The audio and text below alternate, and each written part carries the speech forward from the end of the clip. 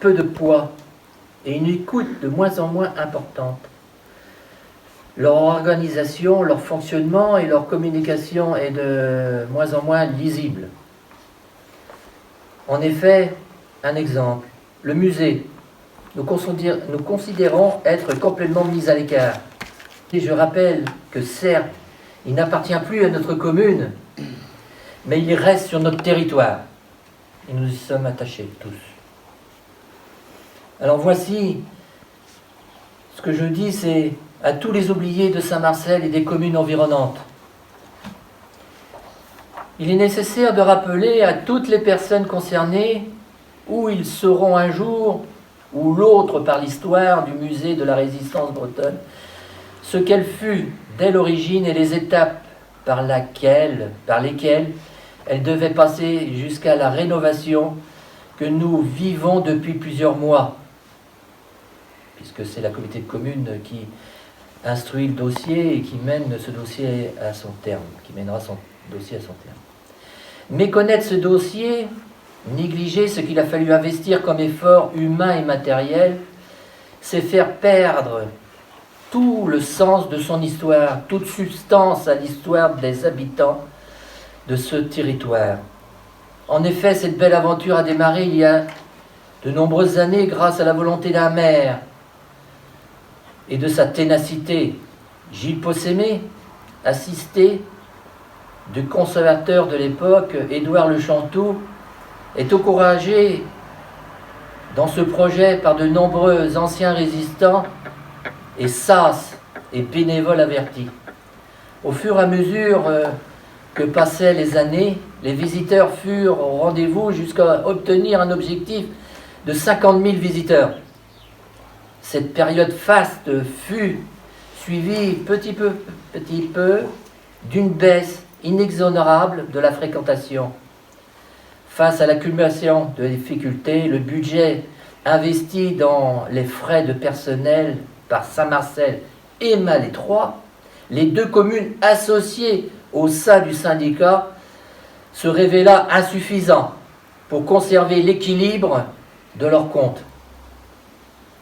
En 2014, le maire de l'époque et président du musée, il ne put admettre la possibilité de continuer ainsi. Malgré ce constat désastreux, il était évident que le musée labellisé Musée de France ne devait pas tomber dans l'oubli et perdre de ce fait tous les acteurs du moment, dont les bénévoles totalement dévoués à sa survie. Dès lors, entouré de personnes dévouées, on en a un là, nous avons pris notre bâton de pèlerin et c'est ainsi que fut écrite la belle histoire, la belle étape de l'histoire du musée. Le déclic eut lieu le jour où une petite poignée de personnes averties se rendit à Rennes pour une conférence, pensant rencontrer Cadel Arif, secrétaire d'État des anciens combattants. Ce jour-là, le groupe ne put l'aborder. Pas eu de chance, hein. Il était accaparé par la télévision. Mais l'assistance de ses membres leur permit d'être mis en relation avec Serge Barcellini, l'un des accompagneurs officiels. Ce dernier connaissait bien la commune de Saint-Marcel et ce qu'elle avait pu représenter dans le contexte de l'opération Overlord, le débarquement en Normandie, et puis pour d'autres choses aussi qui est en relation avec du musée. Ceci se déroula très tard dans la soirée du même jour, à Saint-Connan, dans les Côtes-d'Armor. Vous voyez, on est passé de Rennes à Saint-Connan. Après un entretien et la remise du dossier relatant le musée de Saint-Marcel, il accepta d'étudier la situation et d'en parler au président de la République, François Hollande, via Cadel Arif, secrétaire d'État des anciens combattants. Pourtant, avoir gravé une marche supplémentaire ne signifie pas que tout était gagné. Désiré de s'impliquer pour poursuivre le musée, Loïc Bouvard, député de la circonscription, originaire de Saint-Marcel, comme chacun sait, et ancien résistant, devait accompagner le maire tout au long de ce parcours. C'est vrai, on y a travaillé. La visite à Saint-Marcel du préfet Savy et de son directeur de cabinet Stéphane Daguin, qui devint par la suite préfet à son tour, fut l'occasion pour le premier magistrat de la commune et de son adjoint de leur remettre le dossier cité précédemment. À cette période se produit une catastrophe au musée après un gros orage.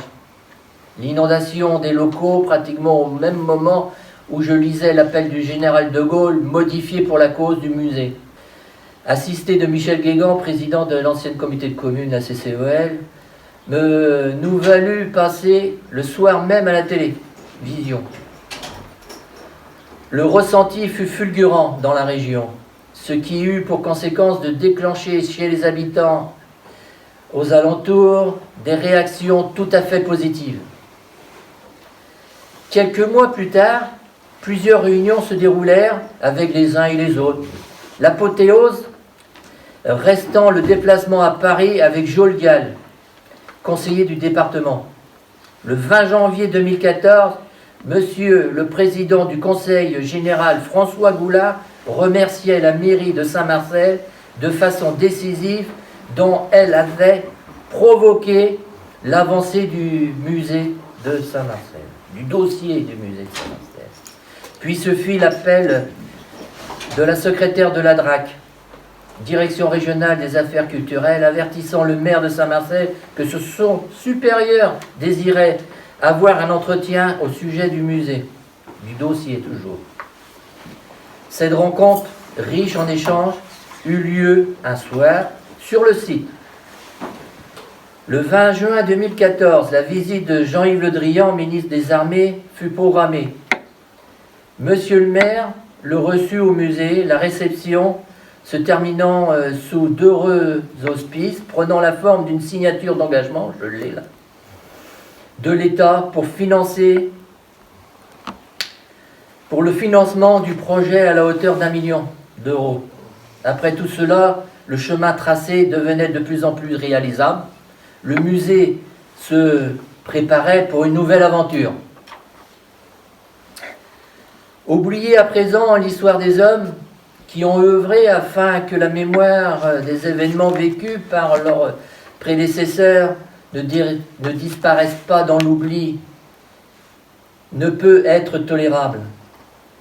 Les mots, l'histoire, le devoir de mémoire vis-à-vis de tous ceux qui s'engagèrent en dépit des dangers pour les générations suivantes, ne peut être simple parole agrémentant les discours et les déclarations selon les opportunités.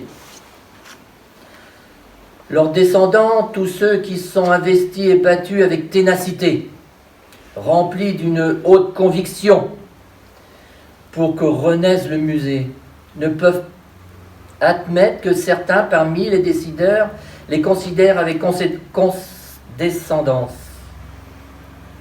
Comme si la commune de Saint-Marcel, lieu d'implantation d'un musée qui renaîtra bientôt en retrouvant son prestige passé, serait devenue une simple parcelle de vie indépendante de la commune. Aujourd'hui, ayons à nouveau l'honneur de représenter les Marcelaises et les Marcelais, sans oublier tous ceux qui ont apporté leur aide, et ils sont nombreux. Leur contribution pour les manifestations de grande ampleur, organisées afin de conserver la mémoire et le souvenir des résistants, des parachutistes SAS et de ceux qui sont risqués dans le combat contre l'occupant. En tant que citoyen et premier élu municipal, je regrette et dénonce avec vigueur le déficit de communication par l'OBC envers notre commune. Ignoré, voire sous-estimé, n'étant informé qui se déroule sur nos territoires que par la presse, il est temps de clamer que cela suffise à présent. Nous, habitants de Saint-Marcel, protestons solennellement contre l'attitude inadmissible adoptée par la communauté de communes de Loos-la-Brocéliande à notre égard. Et je vais en terminer. Le musée de la résistance bretonne est très apprécié du public, de nombreuses personnes et de passionnés. C'est un musée de mémoire, c'est vrai. Mais c'est aussi notre histoire. C'est notre identité bretonne au travers les événements de 39-45. Voilà, j'en ai terminé. C'est un cri du cœur, puisque, voilà, je trouve que on est un peu mis à l'écart, même beaucoup mis à l'écart, et ça ne doit pas continuer ainsi. Mais les derniers événements parus à la presse, dans la presse, m'ont fait réagir, c'est sûr, mais ont fait réagir beaucoup de personnes. Je vous ai lu ce texte. Il est vrai que ça me peine, mais je dois le faire vis-à-vis de tous les gens depuis lundi, voire même dimanche, m'ont contacté, téléphoné, m'ont mis des mails sur les réseaux sociaux. Et donc je ne pouvais pas rester indifférent à ce sujet. Vous en avez parlé avec l'OBC là? Non. Depuis? Pas là-dessus. Avant? Avant, oui. Ouais. J'aurais dit que le premier magistrat de la commune pourrait être mis au courant sur les événements du musée. Il est vrai qu'on est représenté, on est lié avec l'OBC, avec une convention pour les manifestations. D'ailleurs, mon adjointe y participe à ces réunions de travail pour l'inauguration. Maintenant, je l'ai appris également que ce sera plus en juin, ce sera en septembre. Je pense que tout le monde le sait maintenant. Bon, maintenant, c'est décidé ainsi. Nous, on n'a qu'à accepter la situation, en sachant que septembre, septembre, c'est septembre. Les événements, c'est bien sûr en juin. Maintenant, avec cette Covid, cette maladie qui nous affecte tous, c'est pas facile. Voilà ce que j'avais à dire.